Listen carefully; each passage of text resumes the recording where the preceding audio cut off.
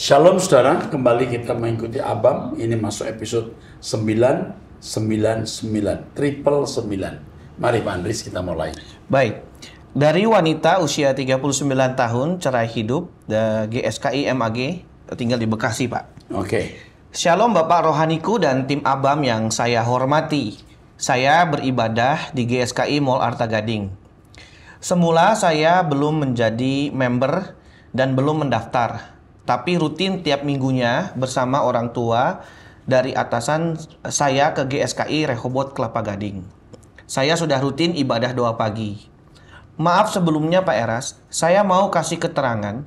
Saya dan atasan saya tinggal untuk sementara selama 3 bulan di Jakarta Timur. Karena rumah atasan saya kebetulan masih belum bisa ditempati. Saya menjadi member gereja melalui My Rehoboth di awal bulan Desember 2022. Di pertengahan September kalau tidak salah, Pak Eras di mimbar meminta untuk mengangkat tangan untuk janji hidup dalam kesucian. Di sini karena saya masih jemaat mula-mula, saya ikut angkat tangan, tapi tidak mengerti apa itu kesucian hidup. Lagi-lagi Roh Kudus menghajar saya, bahkan mencambuk saya untuk berubah dan mengenakan Tuhan Yesus dalam hidup saya.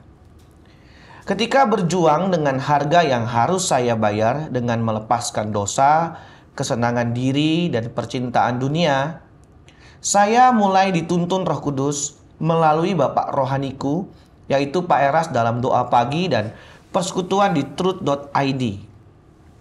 Ketika Bapak punya pergerakan 24 jam di hadirat Allah, saya mulai menjalani puasa. Sudah 2 tahun saya ikut doa puasa.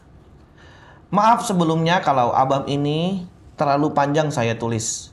Tanggal 12 Maret kemarin sampai tanggal 9 April lalu, kita doa dan puasa. Ketika 1 minggu menjalani puasa, saya melihat kelainan di lutut saya. Dalam lutut saya, yang satu ada benjolan dan satunya normal. Namun untuk berjalan dan jongkok, saya kesakitan.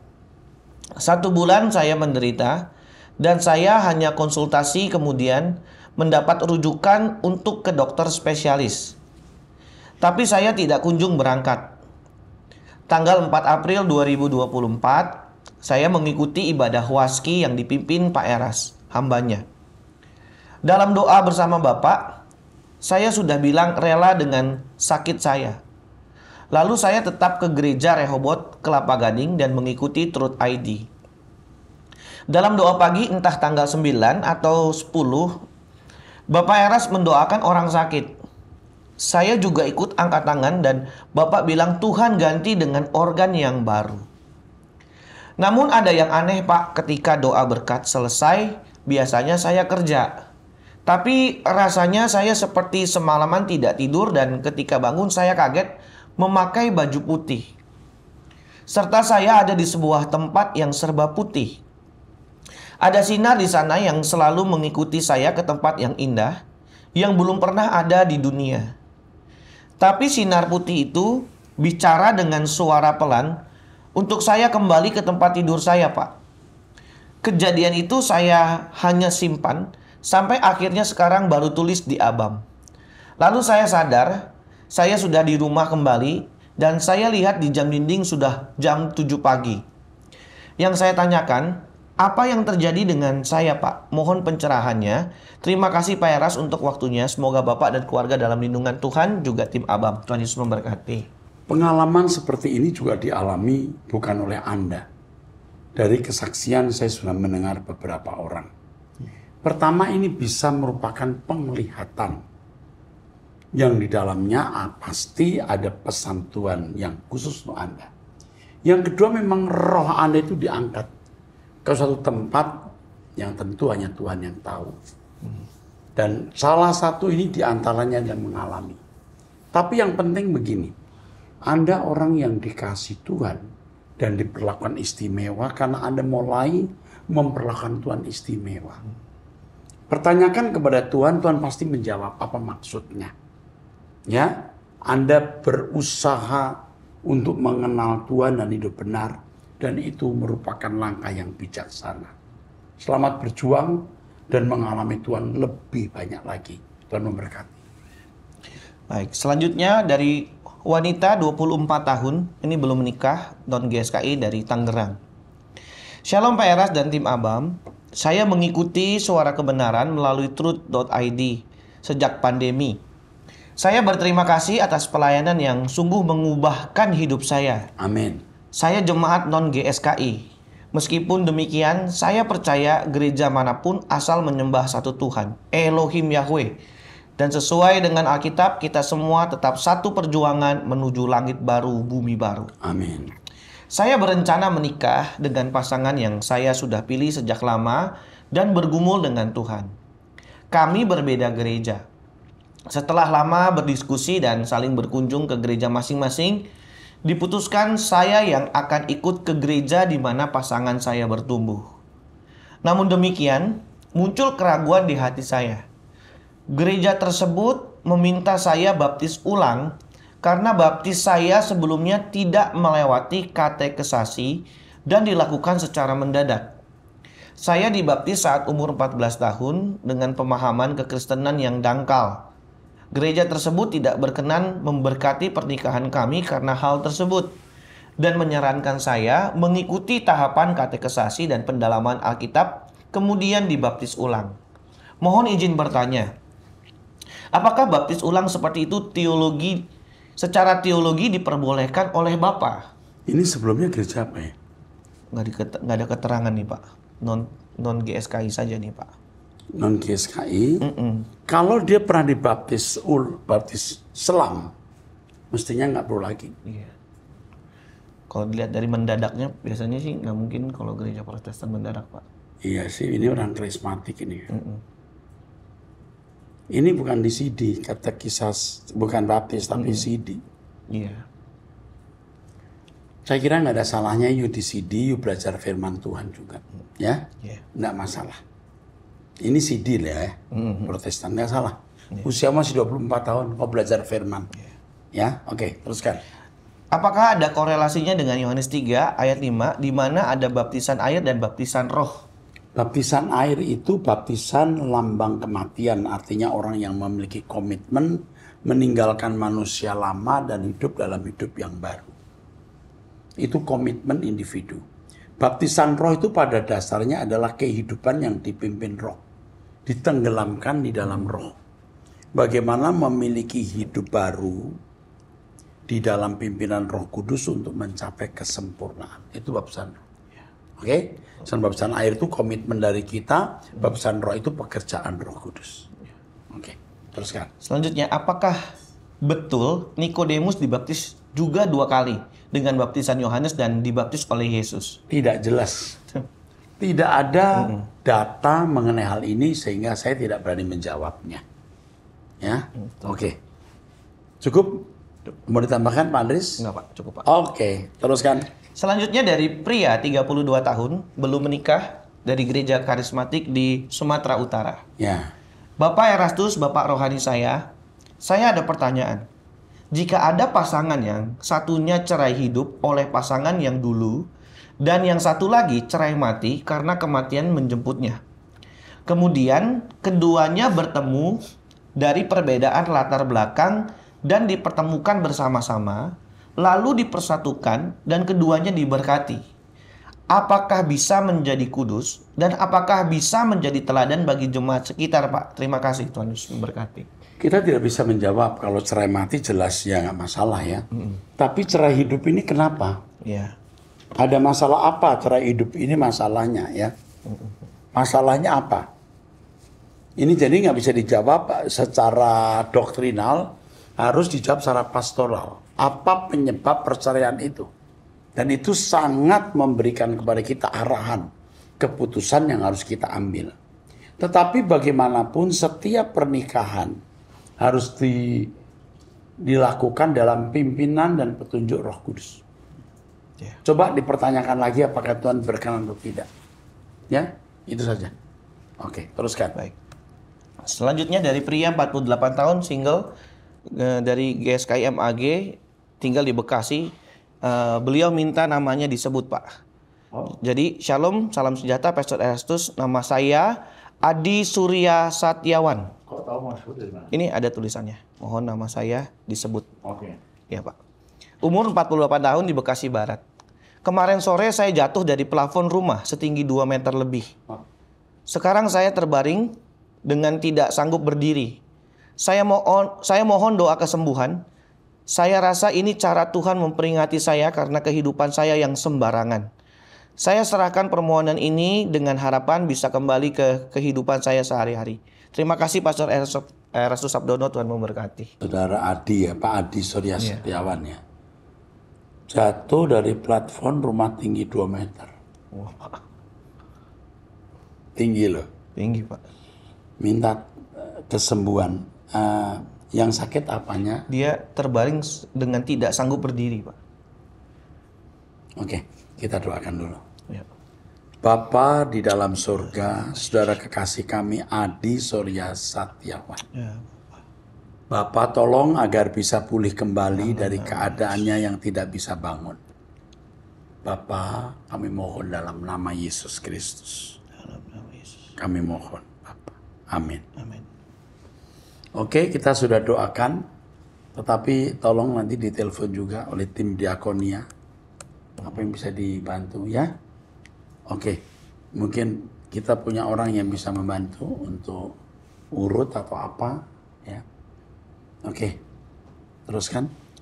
Selanjutnya dari pria usia 34 tahun, sudah menikah, memiliki 2 anak, pegawai negeri dari Sumba, NTT. Shalom Bapak Rohaniku, saya secara pribadi sangat berterima kasih atas jawaban Bapak dalam episode 124 dan 148 3 tahun lalu. Wow, 3 tahun yang lalu. Masih 100 sekian ya. Ya, sekarang ini sudah mau 1000 ya. Iya, sudah mencapai episode yang 999. Oke. Dan saya sangat kagum dengan banyaknya pertanyaan yang telah Bapak jawab. Oh iya Pak, saya memiliki 3 pertanyaan jika Bapak berkenan memberikan pencerahan. Ini adalah kesaksian saya sesuai dengan pergumulan saya. Ya. Apa? Pertama, Roh Kudus sungguh luar biasa. Saat saya membaca dan merenungkan firman Tuhan di dalam Alkitab, dan ayat-ayat tersebut semua nyambung Pak. Tapi ada satu ayat Alkitab yang belum saya mengerti, jadi saya lewatkan. Seperti yang Pak Eras katakan, sebenarnya saya sudah mengajukan pertanyaan di Abam mengenai ayat Alkitab yang belum saya mengerti. Seperti yang dijelaskan sebelumnya. Namun, ketika saya mengikuti setiap khotbah Bapak melalui channel truth.id, Roh Kudus langsung mengingatkan bahwa itu adalah jawaban dari pertanyaan saya tentang ayat Alkitab. Saat itu, mata hati saya terbuka dan mata saya berkaca-kaca. Tanpa sadar, air mata saya langsung mengalir. Saya berkata berulang kali dengan suara lantang, "Terima kasih Tuhan, karena saya sudah diberi pengertian." Setelah diingatkan Roh Kudus, saya tidak berani menanyakan mengenai ayat Alkitab yang belum saya mengerti melalui Abam, Pak. Setelah saya mendengar suara Roh Kudus, dan saya yakin bahwa Dia memimpin saya dalam kebenaran. Tuhan memimpin dalam kebenaran maksudnya. Dia Tuhan ya. Terus. Dan yang lebih lucunya lagi Pak, setelah saya mengikuti khotbah Bapak di channel truth.id, saya begitu penasaran sehingga saya mengambil Alkitab saya untuk membaca Alkitab yang diingatkan oleh Roh Kudus tadi Pak. Dalam hati saya pikir akan membaca ayat tersebut. Paling lama 15 menit. Tanpa sadar, ayat tersebut terhubung dengan ayat lain dan kemudian dengan ayat lainnya. Begitu seterusnya, seperti sambung menyambung. Ayat Alkitab yang sebelumnya belum saya mengerti juga terjawab, Pak. Saya bahkan tidak menyadari waktu berlalu sampai 2 jam lebih. Padahal awalnya saya hanya berencana membaca Alkitab selama 15 menit. Saya benar-benar kagum sendiri, Pak. Lebih lucu lagi Pak, biasanya istri saya menyiapkan makanan untuk kita makan bersama. Sebelum makan, biasanya kita berdoa terlebih dahulu, baru kemudian makan bersama. Namun, kali ini saya langsung hendak makan begitu saja, tanpa berdoa terlebih dahulu. Tapi tiba-tiba Roh Kudus langsung mengingatkan saya, "Kamu itu ya, karena semangat ingin bertemu, saya langsung makan, jangan begitu." Saya langsung tersenyum sendiri, Pak. Dan saya berdoa minta maaf pada Tuhan dan kemudian saya makan. Setelah itu saya merasa Tuhan tersenyum-senyum pada saya, Pak, karena kecerobohan saya. Itu membuat saya tersenyum sendiri, Pak Eras. Pertanyaan saya, apakah Tuhan berbicara dalam khotbah di bukit? Berbahagialah orang yang lapar dan haus akan kebenaran, karena mereka akan dipuaskan. Oh iya, jadi orang yang rindu hidup benar, rindu mengerti firman, dia akan mendengar suara Tuhan. Seperti Bapak ini. Seperti kamu anak muda masih 30 sekian. Iya, orang yang haus hidup benar, haus ingin mengerti firman, itu haus akan kebenaran. Dan Roh Kudus akan bicara ke orang-orang itu. Oke? Teruskan. Pertanyaan kedua, Pak. Saya secara pribadi sangat kagum dengan Rasul Yohanes. Sungguh luar biasa. Dia adalah murid yang dikasihi Tuhan dibandingkan dengan murid-murid lainnya dalam pelayanan Tuhan Yesus 2000 tahun lalu. Meskipun Tuhan Yesus mengasihi muridnya, ternyata dalam pelayanannya Tuhan Yesus memiliki penilaian khusus di antara murid-muridnya.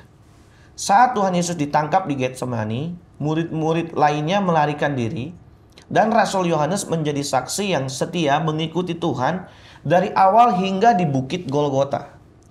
Ketika kita membaca kitab Injil Yohanes 1, 2, dan 3 dengan teliti di bawah pimpinan Roh Kudus, sungguh luar biasa, Pak. Terdapat penekanan khusus dalam kitab-kitab ini. Pertama, tentang saling mengasihi seperti aku telah mengasihi kamu. Tidak ada kasih yang lebih besar daripada kasih seorang yang memberikan nyawanya untuk sahabat-sahabatnya. Yohanes 15 ayat 12 sampai 13. Ya, kedua. Kedua, seperti yang disampaikan, jika kamu mengasihi aku, kamu akan menuruti segala perintahku. Yohanes 14 ayat 15. Ketika kita teliti dengan Injil Yohanes, terutama 1 dan 2 Yohanes, kita melihat bahwa melepaskan segala sesuatu tanpa merasa dirugikan adalah tindakan nyata kasih kepada sahabat-sahabatnya. Bahkan Rasul Yohanes diberi kesempatan oleh Tuhan untuk hidup usia panjang hingga dapat menulis kitab Wahyu. Itu sungguh luar biasa, Pak. Ya, Tuhan merancang itu. Jadi Tuhan merancang bagaimana umur manusia, bagaimana memimpinnya. Pekerjaan-pekerjaan akan dilakukan untuk dia. Ya, termasuk Yohanes. Terus pertanyaan ketiga. Setelah Yesus naik ke surga, Rasul Paulus dipakai sungguh luar biasa, Pak. Melihat bagaimana Paulus benar-benar mengikuti jejak Tuhan Yesus yang terdapat di dalam kitab Matius, Markus, Lukas, dan Yohanes. Seandainya Paulus dipanggil menjadi salah satu murid utama Tuhan Yesus seperti Petrus, saya percaya bahwa pengaruhnya terhadap orang lain akan lebih besar dibandingkan dengan murid-murid lainnya. Saya sangat merenungkan hal ini, Pak. Ketika Tuhan Yesus membawa Petrus, Yohanes, dan Yakobus ke gunung tinggi pada malam hari untuk berdoa. Lalu Yesus berubah rupa di depan mata mereka.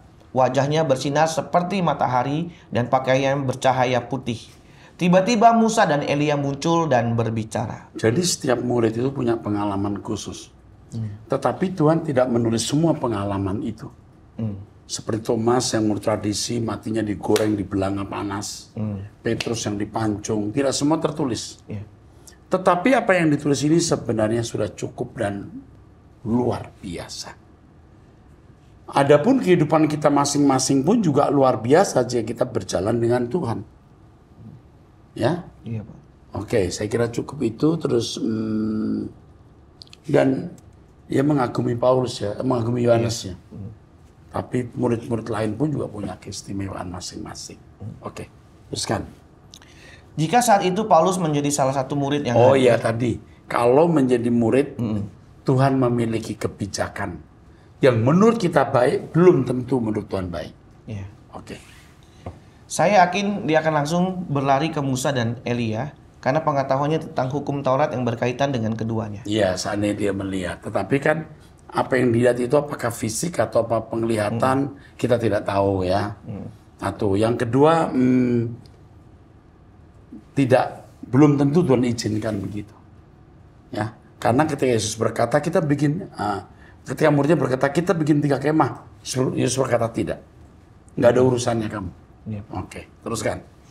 Jika saat itu Paulus menjadi salah satu murid yang hadir, saya yakin dia akan langsung berlari ke Musa karena pengetahuannya tentang hukum Taurat berkaitan dengan keduanya. Saya yakin bahwa pada saat pasukan atau prajurit datang untuk menangkap Yesus di Getsemani, Paulus akan menjadi yang pertama maju ke depan untuk membelanya. Bahkan dia akan bersedia mati deminya di hadapan kekaisaran Romawi, di depan Pontius Pilatus dan seluruh imam besar. Belum tentu waktu itu, karena Paulus setelah bertobat pergi ke Arab. Ya. Beberapa tahun dia belajar. Tidak seketika orang menjadi dewasa dan rela mati untuk Tuhan. Ada waktu untuk itu. Terus Paulus akan lebih percaya diri dan yakin karena dia sudah bertemu dengan Musa dan Elia saat Tuhan Yesus berdoa. Pasti Paulus akan meminta untuk dibebaskan bersama penjahat yang disalibkan di sebelah kiri Yesus. Saya sangat menghayati hal ini, Pak. ya belum tentu bro, belum tentu. Itu kan Anda berandai-andai, tapi boleh-boleh aja. Bisa salah, bisa benar. Oke, teruskan. Ketika penjahat di samping kanan Yesus berkata, "Jika engkau Mesias, anak Allah, ingatlah akan aku."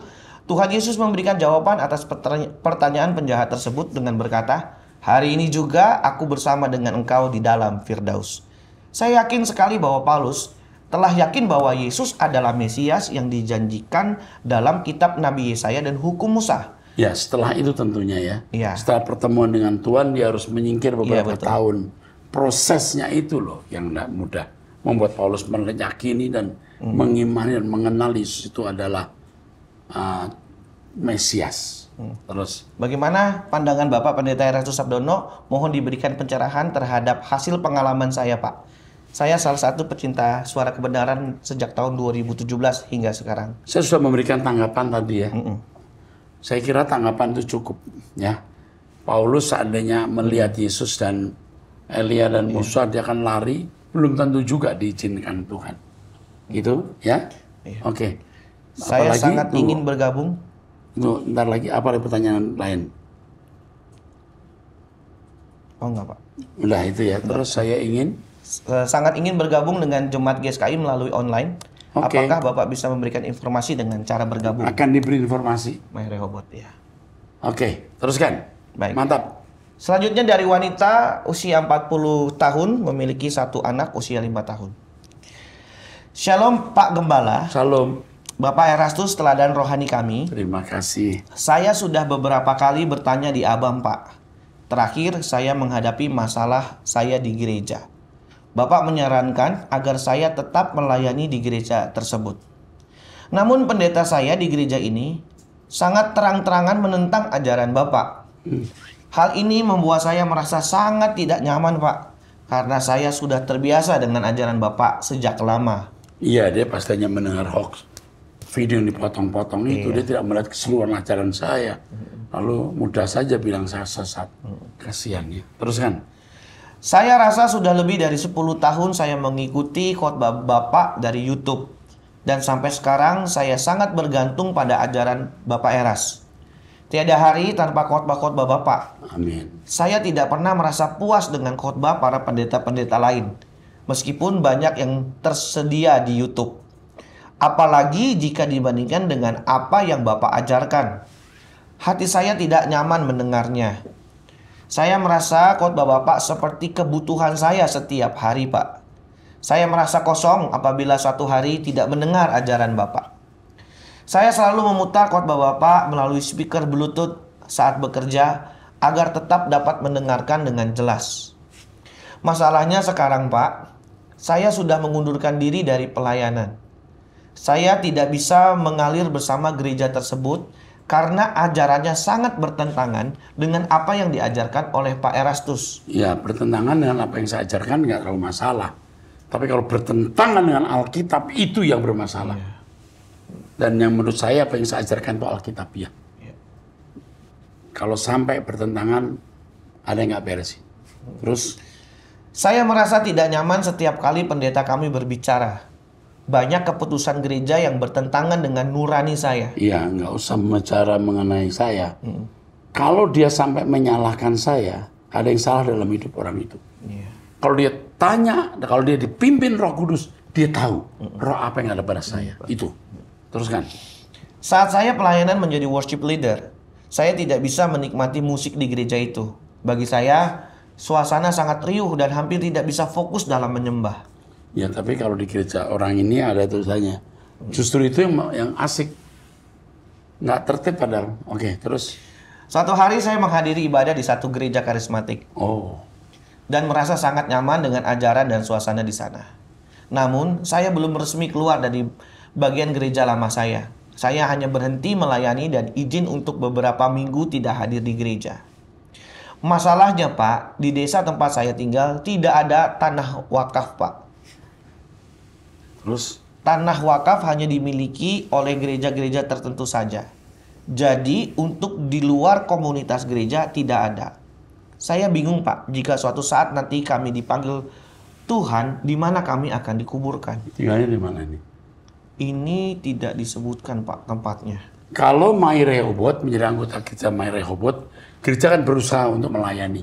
Di ujung langit mana kita akan perhatikan. Terus? Hal ini merepotkan keluarga karena kami tidak memiliki tanah sendiri. Meskipun gereja karismatik ini berbeda kampung, jaraknya cukup dekat, hanya sekitar 10 menit naik motor. Ya. Saya sudah berdoa tentang hal ini, namun merasa sedih. Saya membutuhkan nasihat Bapak. Apakah sebaiknya saya pindah dari desa ini ke desa yang memiliki tanah wakaf? Apakah saya harus pindah? Dari desa yang dia tinggal, Pak, ke desa yang punya tanah wakaf itu. Nggak usah. Nanti pasti ada jalan keluar. Masih lama, kenapa mesti mikirin sekarang sih? Iya. Udah, dijalani saja, dilewati saja. Nanti pasti ada jalan keluarnya. Ya, udah jangan banyak mikir untuk hari esok yang tidak jelas. Kami, kalau Anda anggota gereja kami akan memperhatikan. Tenang saja, ya. Oke, terus sekali lagi terakhir. Ya, selanjutnya wanita usia 19 tahun, seorang pelajar dari Medan. Shalom Pak Eras dan para tim Abam. Terima kasih atas waktunya Bapak dan tim untuk menjawab berbagai pertanyaan di Abam. Kiranya Tuhan terus memberi kesehatan dan umur panjang buat Bapak dan tim Abam. Saya masih pelajar. Izin bertanya, Pak. Sebelumnya saya sering merenung dan membayangkan hal-hal yang aneh-aneh. Seperti di saat merenung, saya membayangkan akan terjadi sesuatu dan ini sudah nyata, Pak. Di saat saya membayangkan akan ada yang meninggal, bayangan yang sering melintas di pikiran saya adalah ayah saya. Tidak lama kemudian, saudara kandung ayah saya, perempuan dan laki-laki, dipanggil pulang oleh Tuhan. Jarak waktu meninggal keduanya tidak lama, yaitu sekitar seminggu. Saya khawatir dan gelisah, Pak, dengan kejadian itu, karena saya takut setiap membayangkan sesuatu akan nyata terjadi. Bagaimana pendapat Bapak akan hal tersebut? Mohon sarannya. Terima kasih. Ada yang kita dapat lewat mimpi dan terjadi. Ada banyak yang tidak terjadi. Dan mimpi itu bukan suatu nubuatan, bisa peringatan. Pas saya mimpi ini, rumah saya ambruk misalnya. Oh, untuk mencegah supaya nggak ambruk. Misalnya, mungkin nasihat supaya kamu jangan menjadikan rumah ini sebagai tanggungan untuk utang misalnya. Ada. Jadi belum tentu itu akan terjadi. Nah, ya, kamu tenang saja. Tuhan menyertai kamu. Yang penting intim dengan Tuhan untuk masih tolong. Oke? Sampai jumpa di episode 1000. Tuhan memberkati.